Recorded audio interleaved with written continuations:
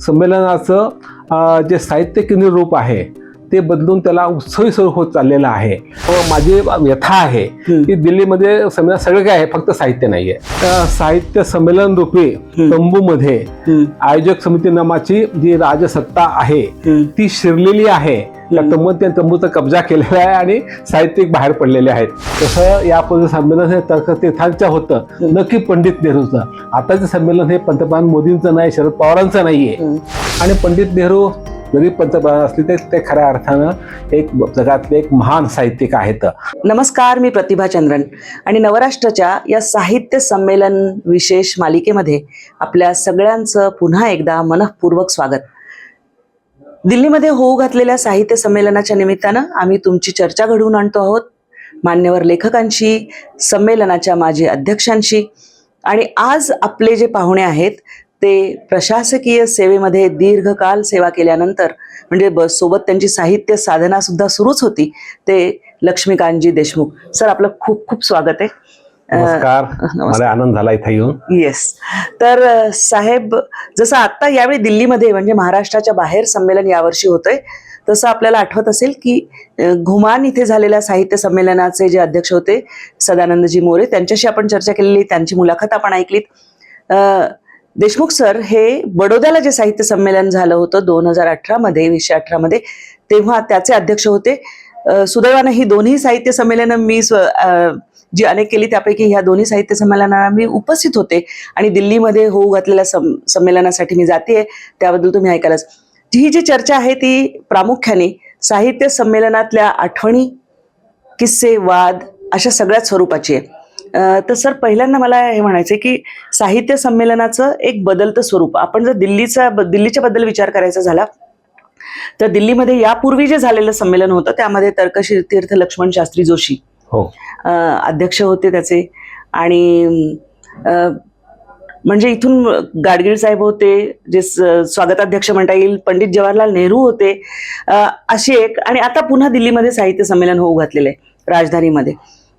तर तुम्ही या सगळ्या आयोजनांमध्ये बदल कसं बघता या आयोजनांकडे? कारण आपण राज्याबाहेर जी संमेलनं घेतो तिथे असलेला मराठी माणूस जोडला जाणं हा एक भाग, पण त्याशिवाय अन्य भाषातले लोक सुद्धा या संमेलनाला यावेत आणि मराठीबद्दलचं एक मराठी साहित्याबद्दलचं त्यांचं कुतूहल तरी जागृत व्हावं, असं काही होतं का? नंतर कसं होतं? सर्वप्रथम दिल्लीमध्ये जे संमेलन होणार आहे त्याच्या ज्या अध्यक्ष आहेत तारा भवाळकर, होय, ह्यांचं आपण अभिनंदन केलं पाहिजे.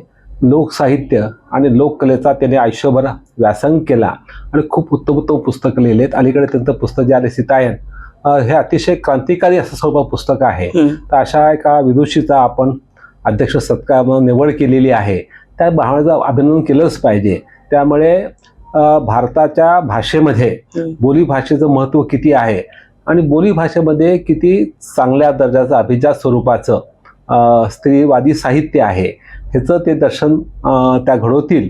आणि मराठी भाषेचं जे बोली भाषा आहेत त्यांचं सामर्थ्य एकदा कळू शकेल ह्या निमित्तानं, म्हणून त्यांचं आपण अभिनंदन केलं पाहिजे.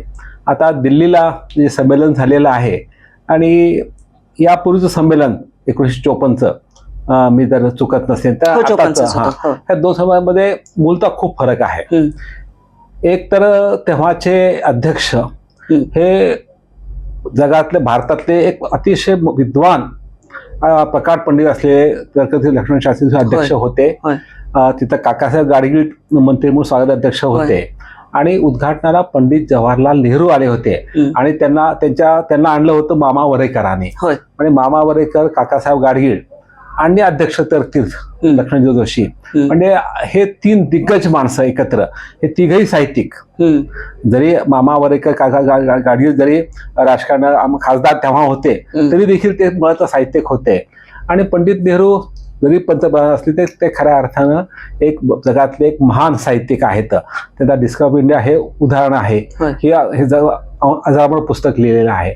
त्यामुळे या दोघांनी ज्या पद्धतीनं भाषणं केली, साहित्याचं विवेचन केलं, त्याला जी उंची प्राप्त झालेली आहे ती कदाचित यावेळी प्राप्त होईल की नाही ह्याची मला शंका आहे. परंतु ताराबाई त्या भाषणाबद्दल मी पूर्ण निश्चिंत आहे.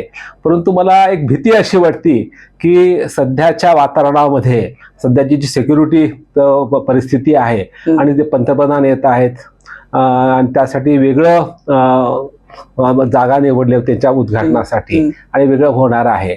वेगळ्या ठिकाणी अध्यक्ष भाषण होणार आहे तालकटोऱ्याला आणि विधान भवनला पंतप्रधान बोलणार आहेत. ही जी विभागणी केलेली आहे मुळात ही बरोबर नाहीये. कारण शेवटी आपण संमेलन कोणाचे भरवतो? संमेलन भरवतो हे आपण अध्यक्षाच्या नावाने. म्हणून हे संमेलन दिल्लीचं तारा भावाकरांचं आहे. जसं यापूर्वी संमेलन हे तर्कतीर्थांचं होतं, नक्की पंडित नेहरूचं. आताचं संमेलन हे पंतप्रधान मोदींचं नाही, शरद पवारांचं नाहीये. ते आयोजक आहेत, त्यांचा आपण सन्मान ठेवलाच पाहिजे, परंतु ते आहे ताराभाव व्हायला पाहिजे. आणि माझं स्वतःचं नेहमीच मत आहे की मराठी साहित्याची जी परंपरा आहे त्याचा अग्रपूजेचा मान ह्या त्या निवड झालेल्या अध्यक्षाला दिला गेला पाहिजे. आणि ती कुठेतरी इथं होणार नाही अशी मला भीती वाटते. ती जर भीती चुकीची ठरली तर मग आनंद आहे, पण असं होणं नाही हे मला वस्तुस्थिती लक्षात आलेली आहे. पण पाहूयात काय होतं ते. परंतु या निमित्तानं मला हे सांगायचं आहे की साहित्य संमेलनामध्ये आपण ते बोलूतच दिल्लीचं वैशिष्ट्य किंवा महाराष्ट्राचं, परंतु जे बदलत चाललेलं रूप आहे की एकेकाळी निखळ साहित्य केंद्रीय होतं. जेव्हा न्यायमूर्ती रानडेंनी सुरू केलं तेव्हा त्यासोबत लोकहितवादी होते आणि त्या दोघांनी केलं की ग्रंथकारांचं एकमेकांचा विचाराचं देवाणघेवाण व्हावं आणि लोकांमध्ये वाचनाची गोडी लागावी. आणि तेव्हा पुस्तकं छापण्याची खूप आवड होतं, ते छापण्यासाठी प्रयत्न व्हावा असं जर सुरू केलं. पण त्यात तीच प्रायव्हेसी होती, परंतु ती विजन होती की साहित्य हे जीवनाचं सर्वात महत्वाचं मूल्य आहे आणि साहित्याविना सुसंस्कृत समाज घडत नाही. हे जे भान होतं ते भान आपण जपलं होतं. पण अलीकडच्या हे 2 दशकामध्ये जसं संमेलन मोठे होत गेले, भपकेबाज, मोठा मंडप, अतिशय प्रसिद्धी व्यापक आणि सेलिब्रिटी बोलवणं, तेव्हापासून संमेलनाने कुठेतरी साहित्य हरवत चाललंय की काय अशी शंका अनेकांनी व्यक्त केली आणि ती अनेक वेळा रास्त होती. कधी रास्त कधी रास्त नसेल, परंतु संमेलनाचं जे साहित्य केंद्रीय रूप आहे ते बदलून त्याला उत्सवी स्वरूप होत चाललेलं आहे. आणि त्याचं आता कदाचित हा कळस गाठलाय की काय दिल्ली संमेलन, हे मला माझी रास्त शंका आहे. ती खोटी ठरावीशी वाटते, परंतु पत्रिका पाहिल्यानंतर दिसत नाही. यामध्ये जे परिसंवाद आहेत त्यात ते 50% पेक्षा जास्त वक्ते हे राजकीय आहेत. म्हणजे परिसंवादामध्ये साहित्यिकांचं महत्व असलं पाहिजे तर ते इथं दिसत नाही किंवा फारच मागे पडलेले आहेत. आणि इतक्या मोठ्या प्रमाणामध्ये 50%च्या आसपास राजकीय लोक, त्यांच्याबद्दल मला काही आक्षेप नाहीये, परंतु हे त्यांचं स्थान आहे का हा खरा प्रश्न आहे. आणि साहित्य संमेलनामध्ये राजकारणाचा पाठिंबा हवा आहे, आयोजकांनी त्यांनी रोल करावा, परंतु फक्त आपण आयोजक आहोत आणि आपण साहित्याला मदत केली पाहिजे ही भूमिका असली पाहिजे. की साहित्य संमेलनाचा कब्जा करणं किंवा त्याला प्रभावित करणं ही भूमिका असू नये असं वाटतं, परंतु तसं होत नाहीये. आणि दिवसेंदिवस हे चाललेलं आहे. महामंडळ त्याला मूकपणे साथ देत आहे. तर मी असं म्हणेन की साहित्य संमेलन रूपी तंबूमध्ये आयोजक समिती नामाची जी राजसत्ता आहे ती शिरलेली आहे. त्या तंबूचा कब्जा केलेला आहे आणि साहित्यिक बाहेर पडलेले आहेत.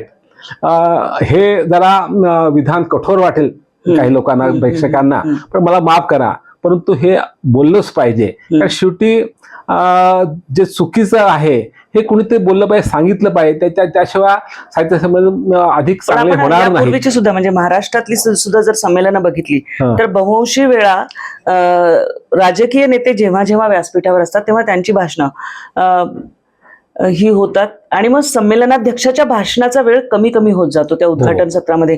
यावेळी त्या अर्थाने असं जर विचार केला आपण तर हे 2 वेगळं ठेवल्यामुळे संमेलनाध्यक्ष, जसं तुम्ही म्हणालात की संमेलनाध्यक्षाचं भाषण हे स्वतंत्रपणे, तर कारण या आधी आपण पाहिलेलं आहे की संमेलनाध्यक्षाला मग ते संपूर्ण भाषण वाचता येणं शक्य नाही होत आणि मग काहीतरी त्याची एक छोटी जंत्री सादर करावी लागते, थोडक्यात बोलायला लागतं. खूप कमी ठिकाणी असं होतं की संमेलनाध्यक्षांच्या भाषणांना मग गर्दी राहते. असे सगळे जेव्हा येतात तर तेव्हा हे वेगळं करावं का, म्हणजे उद्घाटनाचं एक सत्र वेगळंच करा आणि मग सगळा साहित्यिक एक शुद्धपणे हे करा, असं करता येईल. आता इथं केवळ पंतप्रधानांची सुरक्षा आणि त्यांची सोय पाहून हे केलेलं आहे. हे काही त्यांनी विचार घेतला निर्णय दिसत नाहीये. नाही, म्हणूनच म्हणजे की असं पंतप्रधान असावं इथं का आले असं? तर तालकटोला ते सगळं प्रशासन झालेला आहे. परंतु ही इष्टापत्ती म्हणून तेव्हा वेगळं केलेलं आहे आणि ताराबाईंना पुणे 1 तासभर बोलता येईल असं झालं तर हे विभाजन चांगलं आहे. परंतु हे अपवादात्मक परिस्थिती आहे. आता इतर ठिकाणी प्रश्न असा आहे की मग अशा माणसं बोलवायचं का ज्यांची खूप सिक्युरिटी आहे आणि जे लोकांत मिसळू शकत नाहीत. तर मी तुम्हाला एक उदाहरण देतो स्वतःचं आणि मी मुद्दा स्पष्ट करू इच्छितो. 1995 साली परभणीला साहित्य संमेलन भरलं होतं 68व. त्याचा नारायण सुर्वे अध्यक्ष होते आणि त्या स्थानिक संयोजन समितीचा मी कार्याध्यक्ष होतो. आज जसे संजय दहार किंवा शरद पवार काम करतात ते मी तेव्हा काम करत होतो. आणि तेव्हा आमच्या पुढे अध्यक्ष हे निवडून आलेच होते, मोठे कवीच होते आणि त्यांच्या नावे संमेलन भरत होतं. आणि तेव्हा उद्घाटक कोणाला बोलवायचं माझ्या मनात होतं की आपण एखादा हे कवी आहेत मराठी, एक चांगला राष्ट्रीय कवी बोलवा, राष्ट्रीय पातळीवर ख्यात, हिंदी म्हणा, इंग्रजी म्हणा किंवा अन्य भाषेतला असा विचार चालला होता. तर तेव्हा काही लोक म्हणले की आपले पंतप्रधान PV नरसिंहराव आहेत त्यांना आपण बोलवावं. ते पण चांगले साहित्यिक आहेत, स्पष्ट ते भाषा पंडित होते, चांगले साहित्यिक होते आणि त्यांचं सारखं जाणकारी. नेहरू नंतर तर हा एकमेव नेता आहे किंवा महाराष्ट्र अपवाद सोडले चव्हाण साहेबांचं. तर अटल बिहारी पण त्यांच्यापेक्षा यशवंत चव्हाणची जी समज होती ती अधिक होती आणि नरसिंहराव त्याला तोडच नव्हते. 14 भाषांचे जाणकार आफ्टर पंडित नेहरू तेच होते जे त्याला खऱ्या अर्थानं साहित्याची आणि विविध भाषेचं परिपूर्ण ज्ञान होतं. त्याला भारतीय संस्कृती परंपराची खूप चांगली जाण होती. त्यांना बोलायचं होतं. खरे लोक म्हणजे आपण बोलूयात त्या निमित्तानं लाईव्ह टेलिकास्ट होईल दूरदर्शनवर. तेव्हा आपले प्रायव्हेट चॅनल्स नव्हते किंवा असे सोशल मीडिया नव्हते. मी तेव्हा त्यांना नंबर विरोध केला आमच्या लोकांना की ते जर आले सिक्युरिटी खूप असते. आपलं जे पूर्ण संमेलन स्थळ आहे शिवाजी कॉलेज परभणी ते ताब्यात घेतील सिक्युरिटी माणसं आणि लोकांना आत येता येणार नाही आणि ते आल्यामुळे आपल्या अध्यक्ष झाकळून जातील. आता त्यामुळे केलं आणि त्याप्रमाणे आम्ही ते केलं. माझं ऐकलं लोकांनी. तर हे का सांगतो आहे की आता दिल्लीचं संमेलन झालं शुक्रवारी, शनिवारी बातमी कुठली येईल, मोदी साहेब काय बोलले, ते यायला हरकतच नाहीये. परंतु संमेलन असताना संमेलनाच्या निमित्तानं अध्यक्षांचं भाषणाची हेडलाईन पाहिजे अशी माझे एक लेखक म्हणून माझ्या आहे. जेव्हा मी बोललो तेव्हा सगळ्या पेपर हेडलाईन तुम्हाला इथे राजाचं चुकत ही बातमी आली होती आणि असं व्हायला पाहिजे प्रत्येक संमेलनाच्या अध्यक्षाची. तर ते इथं कधीच होणार नाही. त्यामुळे अध्यक्षापेक्षा उद्घाटक जर खूप तारांकित असेल तर संमेलनाचा जो मूळ पर्पज आहे की अध्यक्षी चिंतन जे दिशा द्यायला पाहिजे साहित्यकांना, साहित्य विश्वाला, ती कुठेतरी लोकांपर्यंत पोहोचणार नाही. यापूर्वी 2 प्रकरणचं असं घडलं होतं. एक म्हणजे सांगलीला साहित्य संमेलन झालं. मद हातकणंगले अध्यक्ष होते आणि प्रतिभाताई पाटील आपल्या माजी राष्ट्रपती त्याच्या उद्घाटक होत्या. त्यांनी प्रोटोकॉल सांगितलं, असं करा, तसं करा, तसं करा आणि त्यामध्ये त्या बोलल्या त्यांना जितका काळ शेवटी राष्ट्रपती पहिला आपण काय म्हणू शकतो.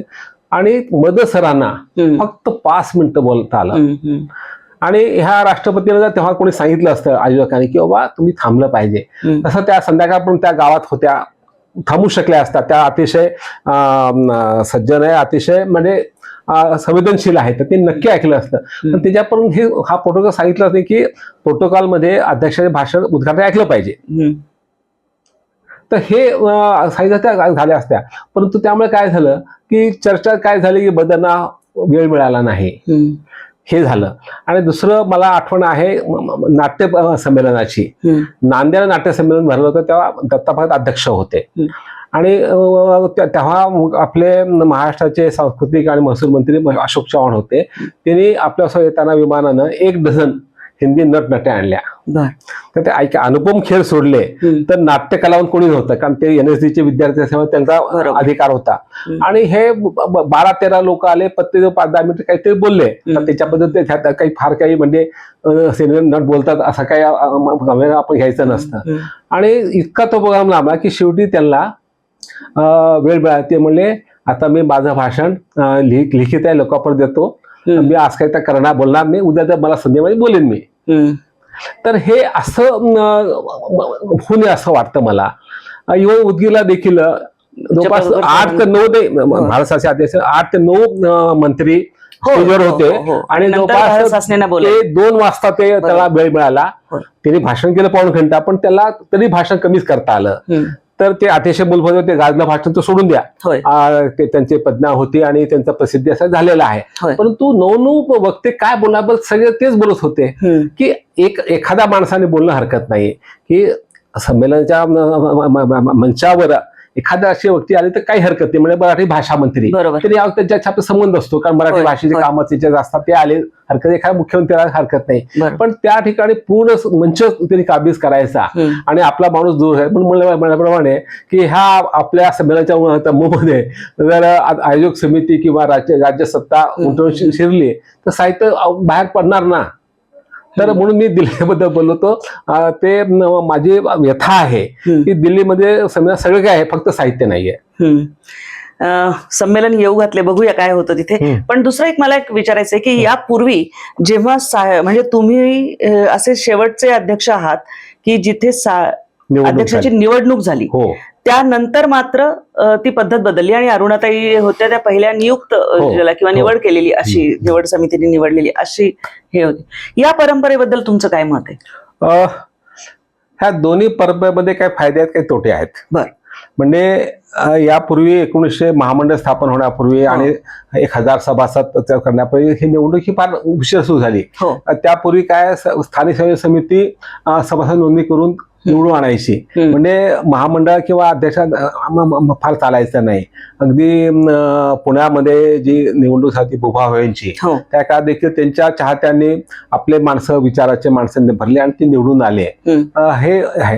त्यानंतर बदल झाला आणि मग 1000 लोकांनी निवडून द्यावं असं चाललं होतं काय. आणि आता ती पद्धत त्याची लोकशाहीवादी आहे आणि रसिकांनी निवडलं पाहिजे हा एक भाग असतो. त्यामुळे लोकशाही जर प्रत्येक ठिकाणी इथं का नको, ह्यामुळे ती परंपरा चुकीची होती किंवा पद्धत वाईट होती असं म्हणता येणार नाहीये. त्यामध्ये मग काही चांगले माणसं पराभूत झाले का, झालेले आहेत. आता उदाहरणार्थ प्रमोद शिंदे निवडून आले आणि प्रभा कोणकर पडल्या, रमेश मंत्री निवडून आले आणि विद्या संत पराभूत झाल्या. हे 2 मोठे म्हणजे आपल्याला आहेत लक्षणं. आता ह्याबद्दल खंत व्यक्त केली, बरोबर आहे, आता असं होऊ शकतं. परंतु आता ही जी निवड समिती आहे 18 लोकांची, ते कुठले निकष लावतात? प्रश्न निवड करताना तुम्ही एक तर लोकांनी निवडून दिलं पाहिजे, हा एक निकष आहे. लोकांनी निवडणं हा एक निकष झाला. आता हे महामंडळाचे घटक त्याला मी विरोधी केला होता की तुम्ही निकष ठरवा आणि त्याप्रमाणे तुम्ही करा आणि निवड करा आणि तुम्ही पारदर्शक करा. तुम्ही किती नावाचा विचार केला आणि एकच निवडलं, ह्याला तुम्ही काय दिलं का? बा ज्येष्ठ म्हणून बापा 2 चांगले होते तर हे जरा ज्येष्ठ आहेत, ह्याला आपण दिलं, मान्य करते. तुम्ही काहीतरी पटण्याचं कारण दिलं पाहिजे. तुम्ही निवड कशी करता, त्यात काय काय होतं. आता मी जेव्हा माझ्यानंतर अरुणाताई निवड झाली, बदल झाला होता, तेव्हा 12-15 नावांनी रिकमेंड केले होते. चक्क 18 मतदान घेतलं. म्हणजे तिथं आलंच परत निवड ना. म्हणजे ज्या मुंबईच्या संघानं परिषदेनं ज्यांचं नाव रिकमेंड केलं त्याला मत त्यांनी ऐवजी दिलंच नाही. मग ह्याला काय अर्थ आहे? तर स्पष्ट म्हणजे दोन्ही ह्यातही एक होते की जे लोक दूर राहतात त्यांना तुम्ही निवड करून देऊ शकता. नाहीतर कदाचित कधी विद्वान कथालेखर नाळेकर होऊ शकले नसते किंवा फादर डिप्युटो झाले नसते. हा पॉझिटिव्ह आहे. परंतु महामंडळामध्ये जे पदाधिकारी आहेत हे आज आपण म्हणलं की बा चला वस्तुनिष्ठ आहेत, साहित्यप्रेमी आहेत, पण तो उद्या जसं बोलण्याची घसरण चालू, इथे घसरण चालू आहे, इथे तर त्यांची निवडणूक होती. ते काही ते नॉमिनेट होत नाहीत ना. 4ही मंडळाच्या अगदी अटीतटी निवडणुका होतात. ते घटना दुरुस्त करताना, मिटिंग घेताना, भाषेमध्ये काय काय होतं आपण पेपर वाचतच असतो. त्यामुळे तुम्ही लोकशाही टाळू शकत नाहीत. त्यामध्ये निकुंभ आणि परंपरा केल्या पाहिजे. तर त्यामुळे दोन्ही म्हणता येईल की बा दोन्ही पद्धतीमध्ये काही चांगलं आहे, काही दोष आहेत. फक्त तुम्ही तारतम्य विचार केला पाहिजे. आता वाटतं आता बदल केला चांगली गोष्ट, आता परत जुन्या गोष्टी जायची गरज नाही. तुम्ही निकष ठरवा आणि तुम्ही तुमच्या कमिटीनं एक एक्सपर्ट कमिटी नेमावी. तुम्ही पदाधिकारी आहात, तुम्ही बायस असू शकता की माझ्या भागात अध्यक्ष व्हायला पाहिजे असं प्रेम असू शकतं ना कदाचित. त्यापेक्षा तुम्ही 3 चांगले ज्येष्ठ, जेव्हा एखादा तुम्ही महिला त्यात 2 ज्येष्ठ घ्या, एखादा दुसरा माजी अध्यक्ष घ्या, एखादा तुम्ही महिला लेखिका घ्या, एक तरुणाची पत्नी 2 घ्या, एक आदिवासी इतर असे लोक घ्या जे लिहितात इतर भाषेमध्ये, समजा मुस्लिम साहित्य संमेलन म्हणजे काही लोक असतील, आदिवासीचे असतील, ह्या लोकांना घेऊन तुम्ही असे एक 5 लोकांना त्याला एक बसवतो एकत्र आणि तुम्ही चर्चा करा, नावं काढा आणि तुम्ही चर्चा करून निवड करा आणि निवड कशी झाली हे तुम्ही लिहून ते जाहीर करा. अधिक सोपं होईल ना चांगल्या पद्धतीनं. म्हणजे असं जर झालं तर बरं होऊ शकेल. परंतु हे आतापर्यंत मी अनेक वेळा बोललेलो आहे, त्याला लेखी कळवलेलं आहे, तर ते झालं नाहीये, परंतु ते व्हावं अशी माझी अपेक्षा आहे. तुमचा पहिला साहित्य संमेलनाशी संपर्क कधी आला किंवा हे ती आठवण आहे का काही? आहे ना, फार चांगली आहे. गंबा सरदार हे बार्शीला साहित्य अध्यक्ष होते. 1980 साल असेल मला आठवते. तेव्हा मी नुकतंच माझं कॉलेज शिक्षण पूर्ण झालं होतं. BSc आणि MSc ला ऍडमिशन घेतली होती, मला आठवते अजूनही. आणि तेव्हा मी गेलो होतो आणि अतिशय साधेपणानं संमेलन झालं. म्हणजे इव्हन आता आमच्या बाजूला काही साहित्यिक खाली स्वतःच्या झोपले होते. म्हणजे शाळेमध्ये हॉस्टेलमध्ये सोय केली होती, कुठे असं कॉट हॉटेल बिटेल काही नव्हतं, हे केलं होतं. आणि माझ्या बहीण होती, तिच्या बाजूला छायादाता तेव्हाच्या मोठ्या लेखिका झोपल्या, तर 2 मैत्रिणी झाली, आमची मैत्री पण झालेली. त्या एका हॉलमध्ये 10-12 महिला झोपल्या होत्या. त्यामध्ये 2 लेखिका त्यांच्यासोबत होत्या, ज्या परिसरात निमंत्रित केल्या होत्या. ती खरं बघा. आणि गंबा सरदार अतिशय विचारपूर्ण चिंतन झालं आणि तेव्हा नामांतर मराठा विद्यापीठाचा हा प्रश्न खूप गाजला होता आणि ते मोर्चे काढत होते. आणि त्यापूर्वीच पुणे संमेलन, जिथं पुभावळे अध्यक्ष होते, ते उधळून लावलं होतं. चंद्रपूरला असा प्रकार झाला होता, तर पुन्हा ह्याची पुनरावृत्ती होणार काय असं वाटलं. तर गंबा सरदार हे पुरोगामी आणि ध्येयाबद्दल कणव असलेले होते आणि खऱ्या अर्थानं ते वैचारिक मोठेपणा होता. ते स्वतःहून त्या मोर्चा आला तर त्याच्या दारात स्वतः गेले, पोलिसांना बिलकुल अडवायचं नाही, त्याचे बोलतो काय होणार नाही, मला काय तर होऊ दे, मी सहन करेन. मी चर्चा केली आणि शांतपणे त्यांचं निवेदन दिलं. तुमचं निवेदन मी माझ्या भाषणात बोलतो म्हणले आणि ठराव करतो आणि पाठवतो. आणि तुम्ही जर उद्या जाणार असा मुंबईला मला बोलवा, मी पण तुमच्यासोबत येईन असं म्हणत ते लोक शांत झाले, निघून गेले. पुढे नामांतर झालं. परंतु ज्या पद्धतीने आपण त्यांचं देखील महत्व होतं की हे आपली मागणी जायज आहे. डॉक्टर आंबेडकर इतके मोठे नेते आहेत, इतके शिक्षण तज्ज्ञ आहेत, त्यांचं नाही का विद्यापीठ दिलं असेल तर खूप चांगलं आहे.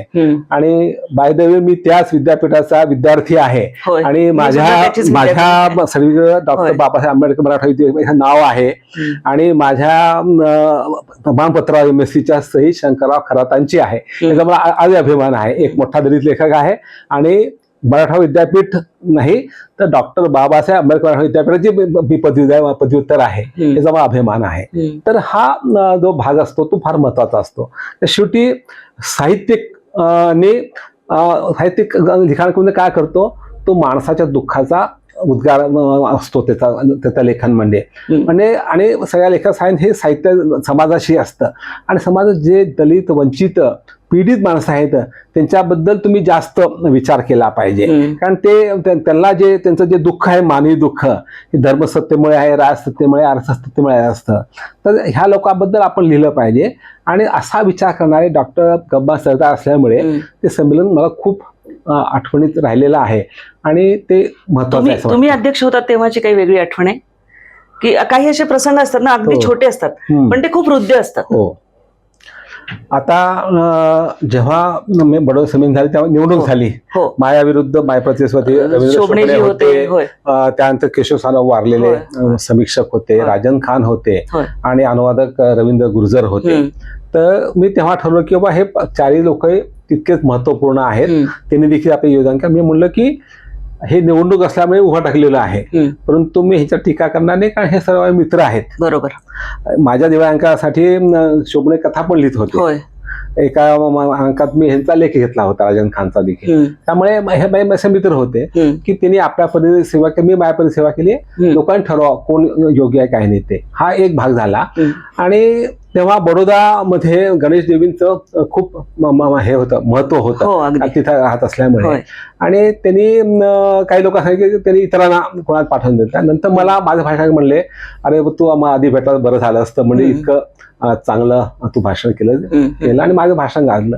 त्या भाषण गाजल्यामुळे माझं त्या आठवणी आहेत. आणि दुसरं म्हणजे मला आठवण आहे की तिथं दरवर्षी बेळगावची लोक येतात होय. आणि बेळगाव सह महाराष्ट्रात आला पाहिजे ही मागणी असते. आणि तसंच त्यांनी ते एका परिसंवादामध्ये चर्चा केली, तेव्हा त्यात हस्तक्षेप केला. म्हणून म्हणलो तुमचं मला मान्य आहे, कारण मी स्वतः बिदरला भालकीला शिकलो माझ्या 4थी पर्यंत आणि कलेक्टर कॉलेज असताना बेळगाव तिथं जवळ होतं, मला पूर्ण माहित आहे. तिथं मी 2 संमेलनात गेलो होतो त्या सीमापांतीच्या. आणि तुमचा आहे, तुमचा प्रश्न मी मांडणार माझ्या भाषणामध्ये. असं माझ्या भाषणामध्ये मी जवळपास 20 मिनिटं संयुक्त महाराष्ट्रावर बोललो होतो की बेळगाव, निपाणी, कारवारसह 800 गाव महाराष्ट्र आले पाहिजेत. त्याचं लॉजिक समजून सांगितलं काय आहे आणि महाराष्ट्रानं प्रयत्न केला पाहिजे आणि हवं तर आपण मोर्चा करूयात, निवेदन देऊयात असं सांगितलं होतं. म्हणजे ही एक आठवण आहे. आणि मुख्य म्हणजे बडोद्यासारख्या एका नगरीमध्ये तिथं त्यापूर्वी 30-40 वर्षापूर्वी नचिम केळकर हे अध्यक्ष झाले होते. त्यानंतर तिथं मी झालो आहे. तिथे मराठी भाषेत खूप मोठी संख्याने आहे. त्या लोकांशी एक जोडून घेता आलं. गायकवाड परिवाराचं प्रचंड मोठं काम तिथे. येस. आणि ह्या निमित्तानं मला बृहन महाराष्ट्राची सगळ्या समस्या अधिक प्रकर्षाने जाणवल्या. कारण त्या हैदराबादचे लोक आले होते, भोपाळचे ते, रायपूरचे होते, गुलबर्ग्याचे आपले होते, गोव्याचे लोक आले होते. त्यामुळे ते मला एक माझा महाराष्ट्राबाहेरचा महाराष्ट्र किती मराठी भाषिक आहे, तो किती मराठी प्रेमी आहे ह्याचं दर्शन. आणि त्यांच्या समस्या मग त्यापुढे मी मांडल्या होत्या आणि त्या आता मराठी भाषा धोरणामध्ये बऱ्याचशा मी ऍड्रेस केलेल्या आहेत. मग मराठी भाषेच्या बद्दल जर बोलायचं झालं तर 1-2 गोष्टी. आता एक अभिजात भाषेचा दर्जा जी अनेक वर्षानुवर्षाची मागणी आहे ती पूर्ण झालेली आहे, नंबर 1. नंबर 2, पण त्याच दुसरी बाजू अशी आहे की मराठी शाळांकडे मुलं जाणं हे कमी होत चालना दिसते. मराठी शाळा बंद पडतायत अशी परिस्थिती निर्माण झालेली आहे. आणि आपण जर सर्वसामान्य घरांमध्ये सुद्धा बघितलं तर आपल्या दैनंदिन व्यवहाराची भाषा म्हणून प्रामुख्याने मराठी बोलली जाणं, निदान मराठी घरांमध्ये असं होत नाहीये. तर हे सगळं कसं म्हणजे जुळवायचं काय? नाही, हा अतिशय महत्वाचा प्रश्न आहे आणि ह्याची चिंता आपण सर्वांनी केली पाहिजे. ज्यांना मराठी भाषेबद्दल प्रेम आहे. आपली मराठी भाषा ही महाराष्ट्रामध्ये त्याचं जे मुख्य स्थान आहे ते टिकून ठेवील की नाही भविष्य काळामध्ये ह्याचा चिंता करावी अशी परिस्थिती आहे. म्हणून चिंता केलीच पाहिजे. आता ह्यातले 2 पैलू तुम्ही बघाल, अभिजात भाषा. तर मराठी भाषा ही अभिजात होतीच, आता त्या फक्त शिक्कामोर्तब झालाय. परंतु ही अभिजात भाषा काय आहे ह्याचा विचार केला तर आपलं 2.5 वर्षामध्ये मराठी भाषाने जे जे साहित्य निर्माण केलं ते सर्व अभिजात साहित्य. म्हणजे 100 वर्षापूर्वी म्हणतो ना की हेरिटेज वास्तू कशी 100 वर्षाची जास्त बिल्डिंग असेल तर ती तोडते, कारण ती हेरिटेज बिल्डिंग. तसं आपलं जे जुनं साहित्य आहे ते हेरिटेज आहे. संत साहित्य असेल, ज्ञानेश्वरी असेल, तुकारामांची गाथा असेल, गाथा सप्तशयी असेल, विवेक सिंधू असेल, हे आपलं अभिजात साहित्य आहे.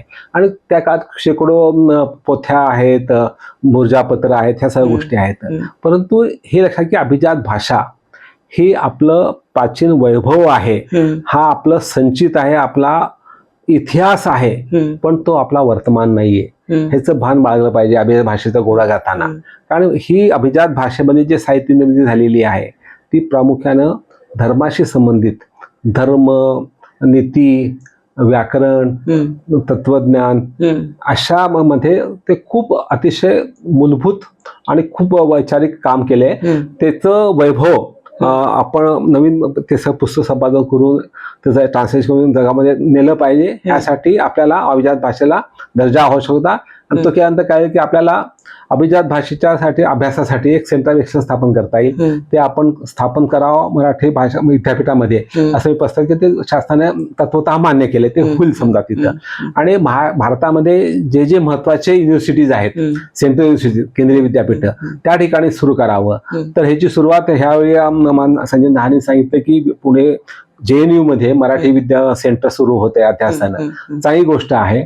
तर जिथं जिथं मराठी माणसं ज्या शहरामध्ये इंदूर असेल, भोपाळ असेल, बडोदा असेल, सुरत असेल, बेंगलोर असेल, दिल्ली, नोएडा असेल, तर बंगाल, कलकत्ता असेल, ह्या ठिकाणी जे हैदराबाद असेल ते त्या विद्यापीठामध्ये आपल्याला एक अध्यासन सुरू करून त्या ठिकाणी केलं पाहिजे. आणि त्या ठिकाणी मराठी प्राध्यापक मिळत नसतील तर आपण आपले मराठी प्राध्यापक जे ग्रँटेड कॉलेजची तिथं ऑन डेप्युटेशन पाठवले पाहिजे, संशोधन केंद्र स्थापन केलं पाहिजे. आणि प्रत्येक राज्यामध्ये प्रत्येक शहरामध्ये महत्वाच्या तिथं मराठी टीचर नाहीत, मराठी शिकवलं जात नाही, तर त्या ठिकाणी आपण तिथं आपले टीचर तिथे पाठवले पाहिजेत आणि संध्याकाळी तिसरी भाषा म्हणून दिलं पाहिजे. आणि तो आपला हक्क आहे की लिंग्विस्टिक मायनॉरिटी जपली पाहिजे. आता गुजरातमध्ये सुरत आणि बडोद्याला मराठी भाषिक आहेत, पण ती मायनॉरिटी आहे, लिंग्विस्टिक म्हणजे भाषिक मायनॉरिटी आहे.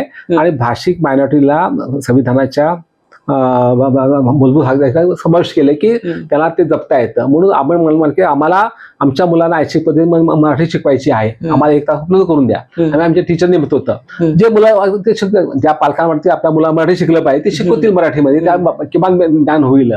तिथल्या कॉलेजमध्ये आपण मदत करू शकतो. हैदराबादला मराठी कॉलेज आहे, त्या ठिकाणी आता ह्यापूर्वी त्या सरकारनं प्राध्यापक नेमले होते, तर ते रिटायर झाले, ते नवीन भरतच नाहीत आणि तो तुम्ही पहा म्हणतात, त्यांना ग्रँट नसल्यामुळे परवडत नाहीये. पण मी त्या असं प्रस्ताव दिला होता.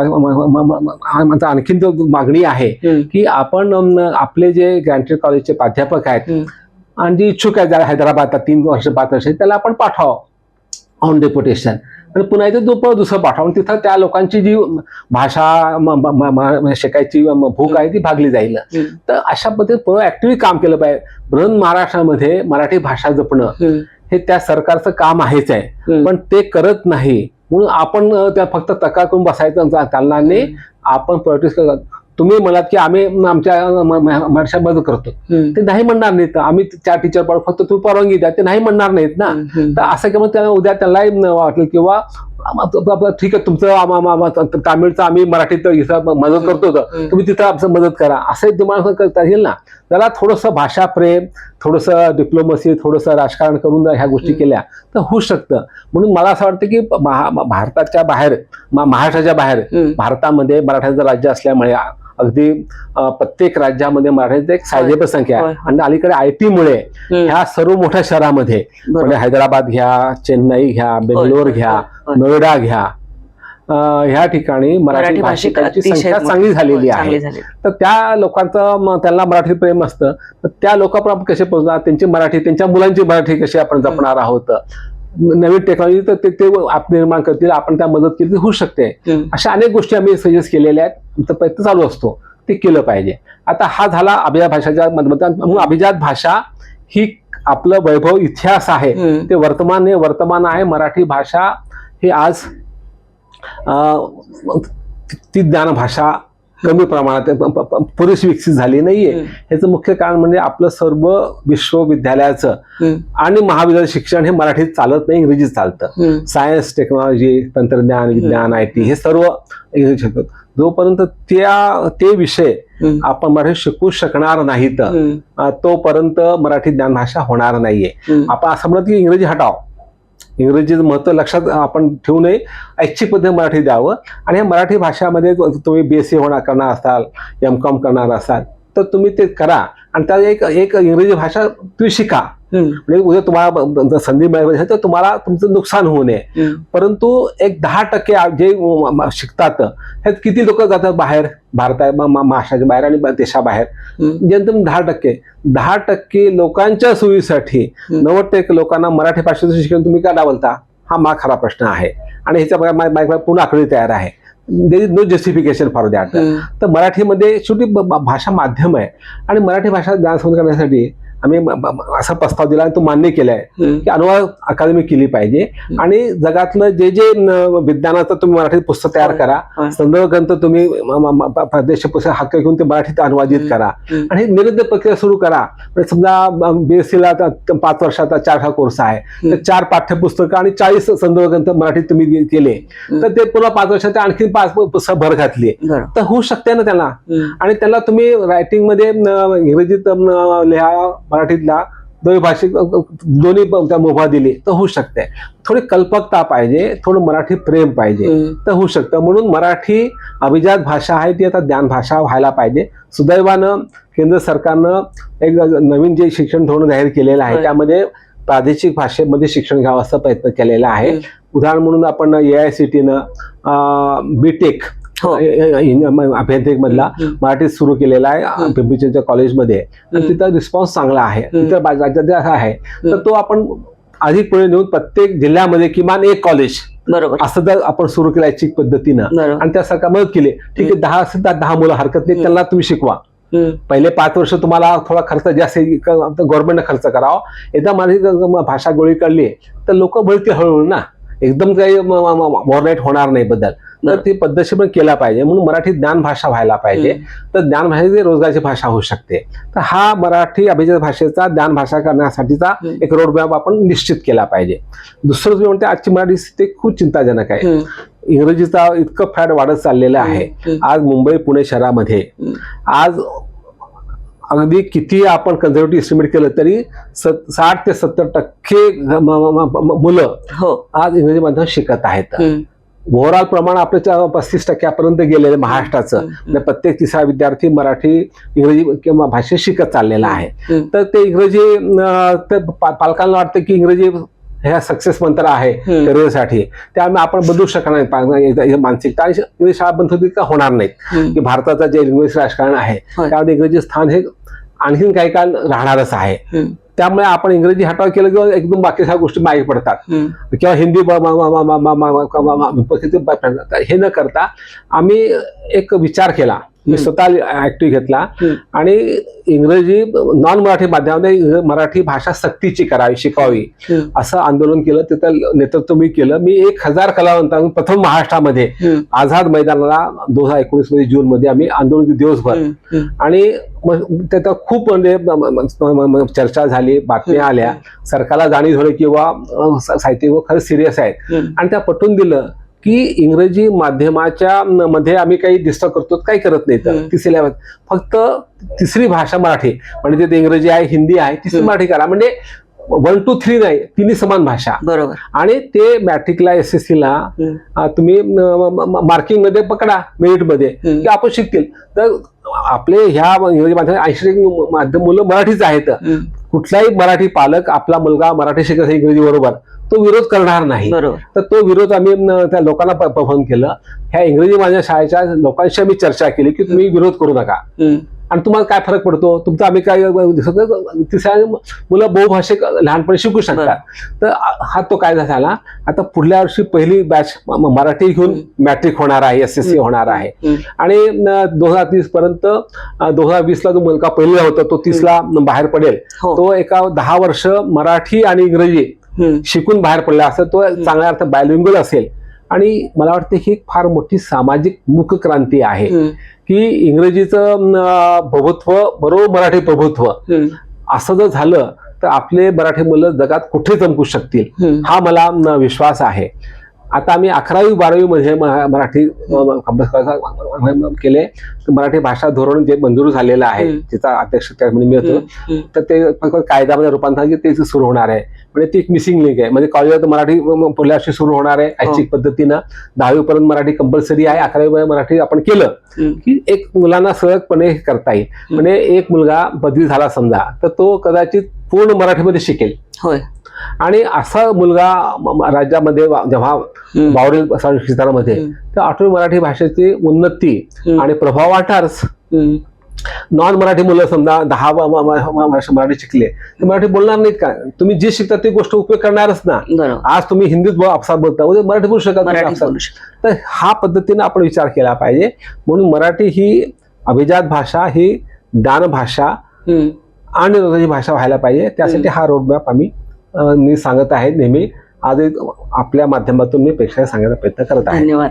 कारण आपण साहित्य संमेलनाच्या निमित्ताने बोललो, मराठी भाषेबद्दल बोलणं झालं, काही तुम्ही आठवणी सांगितल्यात. तुमच्या साहित्याबद्दल स्वतंत्रपणे आपण बोलूच.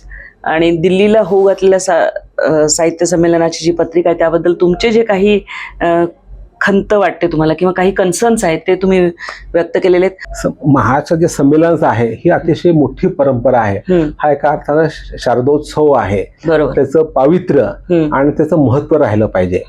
एक उदाहरण देतो. मी परवा रविवारी जयसिंगपूरला राजू शेट्टी माजी खासदारांनी नांगरट साहित्य संमेलन होय, घेतलं. नांगरट साहित्य. शेतकऱ्यांच्या समस्या मांडण्यासाठी. बरोबर, आणि त्यांनी ते पत्रिक दिले की आम्ही संमेलन काय घेत आहोत, हा, की शेतकऱ्याचा आवाज बुलंद करण्यासाठी आणि त्यांना कसं नागावलं जातं ह्या भांडवलशाहीमध्ये हे लोकांना कळावं, असं त्याने तिच्या उद्देश म्हणजे स्पष्टपणे आपलं व्हिजन मिशन स्टेटमेंट दिलं होतं. तर आमचं महामंडळ साहित्य संमेलन म्हणत आहे की दरवर्षी तुम्ही ठेव की आपला अचीव काय करायचं आहे. आता प्रत्येक ठिकाणी काय बदल, काही गोष्टी बेसिक असतात, काही गोष्टी त्या नवीन असतात. दिल्लीला मराठी साहित्याचं चिंतन, देवाणघेवाण, नवं काय आहे हे सगळं आलंच पाहिजे. त्याचबरोबर मी जर तिथं समजा असतो तर मी म्हणलं असतं की दिल्ली हे भारताची राजधानी आहे, तिथं सर्व भाषेचे लोक, साहित्यिक लोक राहतात. तर त्या लोकांना आपण सामावून घेतलं पाहिजे. तर यामध्ये कुठेही मराठी व्यतिरिक्त एकही अमराठी माणूस, फक्त साहित्य अकादमीचे सचिव सोडले श्रीनिवासराव, ते फक्त उद्घाटनापुरतं, तर कुणी नाहीये. हे एक खंत आहे. तिथं इंग्रजी, हिंदी, उर्दू, पंजाबी, बंगाली हे लोक राहतात, मल्याळी राहतात, सगळ्या भाषेचे लोक राहतात आणि उत्तम उत्तम कवी आहेत. तर हे लोक असते तर देवाणघेवाण झाली असती. तर मी म्हणतो की ह्या 3 दिवसामध्ये तुम्ही 2 मंडळ आणखी मंडळ टाकून 3 दिवस त्या ठिकाणी अखिल भारतीय म्हणजे सर्व भाषेचं आपसात देवाणघेवाणासाठी काही कवी संमेलन, काही चर्चासत्र, की त्या लोकांच्या इंग्रजी ते मूळ ते भाषेत कवी आपल्या कविता सादर करतील त्यांच्या भाषेमध्ये, ह्याचा अनुभव आपण मराठीनं सादर केलं. त्यांची जे गप्पा गोष्टी केल्या, एक एक लेखक घेतला, समजा लोकप्रिय लेखक समजा आहे अमिताभ घोषासारखा लेखक आहे, त्याची गप्पा गोष्टी प्रश्न विचारतील, तो आपलं सांगेल मी का लिहिता, लेखक जे भेटी गटी, असे तुम्ही प्रत्येक भाषेत 1-2 लेखक घेत, त्याचं उर्दू म्हणा, बंगाली म्हणा, पंजाबी म्हणा, तर आपलं झाले असते आणि त्या लोकांना कळलं असतं. आज असं दिल्लीला संमेलन होते पण अमराठी माणसं त्यात किती होतील याची अशा, कारण तिथं त्यांचा पार्टिसिपेट त्यांचा नाही ना, आणि पूर्ण मराठी केंद्रित आहे. तर तुम्ही एखादा सेशन भाषा हिंदी ठेवली असती, इंग्रजी ठेवली असती आणि त्यामध्ये सर्व भाषेच्या घेतलं असतं. म्हणजे मराठीचा मला अभिमान आहे, नो डाऊट, परंतु दिल्ली सारख्या बहुभाषा राज्यामध्ये फक्त मराठी करून चालणार नाही, इतर भाषेला आपलं स्थान द्यायचं असेल, कारण त्या आपल्या भाषा भगिनी आहेत. आणि मी ज्या आंतरभारतीचं काम करतो, साने गुरुजी म्हणत आहे भाषा भगिनी प्रेम असल्याखेरीज आणि एकमेकाची भाषावर प्रेम केल्याखेरीज, ती शिकल्याखेरीज आणि तिची संस्कृती समजल्याखेरीज भारतात राष्ट्रीय एकता येणार नाहीये. तर राष्ट्रीय एकतेसाठी साहित्य काम करतच, तर दिल्लीला हे अधिक ठळक करता आलं असतं, हे आपण करू शकलो नाही. तर म्हणून मला ते खंत वाटते की प्रत्येक ठिकाणी आपलं बुद्धिस्ट काय आहे, की मला ह्यात अचीव काय करायचं. म्हणजे तुम्ही जसं थोडंसं मॅनवी भाषा आहे, परंतु आपला हरकत काही चांगल्या ठिकाणी आपला हरकत नाही की आपल्याला हे संमेलन का भरवायचं आहे, इथं आपला काय अचीव करायचं आहे, आणि त्यानंतर मग आउटकम बाबत त्यात काय मी साध्य करू शकलो. तर ह्या ठिकाणी काय बाबा की इतके लोक आले, इतके लोक प्रभावित झाले, असं नको आपल्याला, की आपण काय काय प्रयत्न केले आणि तो लोकांना आवडला का किती आवडला, एक तारतम्यानं त्या ठिकाणी आकडेवारी नसते, परंतु एक प्रसिद्ध भाग असतो, असं करायला पाहिजे. तर महामंडळ हे करते आणि महामंडळाने इतर भाषे जे इंग्रजीमध्ये जे लिट फेस्ट होतात ह्यावर त्यांनी शिकायला प्रयत्न केला पाहिजे. खाली जयपूर फेस्टिवल असेल, टाटा फेस्टिवल असेल, की ते त्या ठिकाणी साहित्याच्या सर्व प्रभाव असतात. तिथं खाद्यपदार्थ पुस्तक आले, त्याच्या चर्चा होती. मराठीमध्ये आपण त्याला साहित्य मानतच नाही. तर आता उदाहरण दलित फोडीन मराठवाडा हे पुस्तक इंग्रजीमध्ये अनुवाद झाले शाहू पटवाळेंचं, आणि त्याला जयपूर अतिशय महत्वाचं स्थान मिळालेलं आहे. किंवा कलावंत आत्मचरित्र लिहिलं, पुस्तक लिहिले की त्याला बोलून चर्चा केली पाहिजे. अमोल पालेकर गेले होते, गेले होते.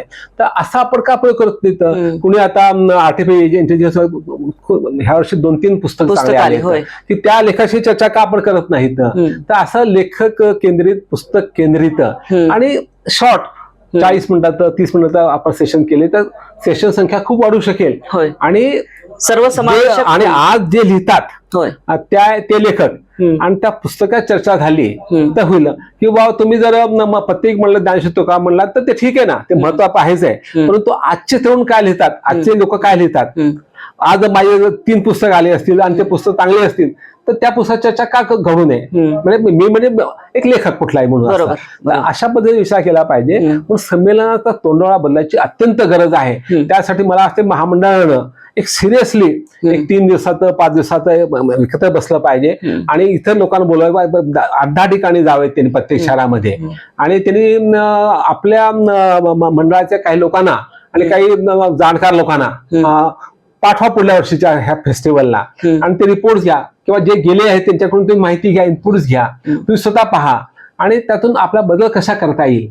आणि वेळेवर सुरू करणं, वेळेवर समाप्त करणं आणि फाट पसारा, साहित्य गोष्टीला स्थान कमी देणं किंवा मुळीच न देणं, अशा जर गोष्टी आपण करू शकलो. आणि मुख्य म्हणजे साहित्य हे मोठ्यासाठी महत्वाचं आहे पण सगळ्यासाठी पण तरुणासाठी आपल्याला आकर्षित केलं पाहिजे. तर या दृष्टीनं आपण प्रयत्न केला पाहिजे. त्यासाठी महामंडळाने खूप सिरियसली चिंतन करून बदलायचा प्रयत्न केला पाहिजे असं मला महामंडळाला नम्रपणे सांगायचं आहे. धन्यवाद. तर या निमित्ताने सरांनी त्यांची जे एक दिशादर्शक मॅप आहे तो तुमच्या समोर मांडलेला आहे. तुमचे काय विचार आहेत, तुमच्या काय सूचना आहेत त्या कमेंट बॉक्समध्ये जरूर कळवा आणि चॅनलला सबस्क्राईब करायला विसरू नका. तुर्तास मी आपली रजा घेते. सरांचे खूप खूप आभार. धन्यवाद. मला आपलं मत व्यक्त करता खूप आनंद आहे.